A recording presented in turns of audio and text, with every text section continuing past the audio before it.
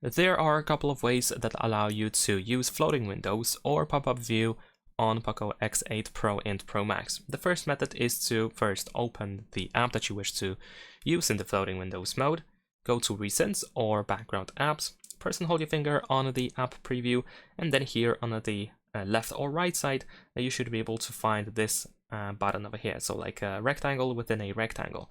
This allows you to easily open an app in the floating window mode. You can of course drag the app around by using these three dots here at the top, or you can also just grab by the corner in order to resize the app. And if you tap on these three dots at the top, you can find a couple of additional options, including, for example, closing the app or returning to the full screen view.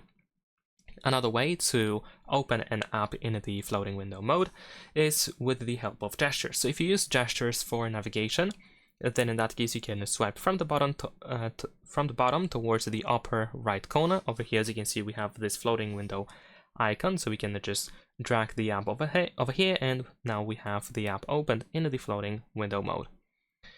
Not only that, if you use the side toolbox, if you have this feature enabled, then you can just open any app from here that you have available in this toolbox. And if you tap on the app in order to open it, you will open it in the floating window mode. So this is how it looks like. Any app that I choose from here, it is actually opened in the floating window mode.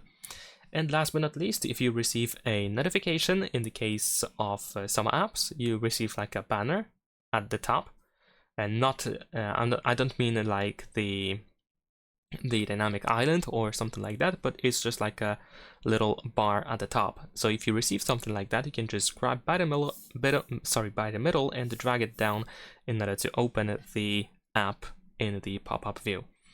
And that is pretty much it. Leave a like and subscribe.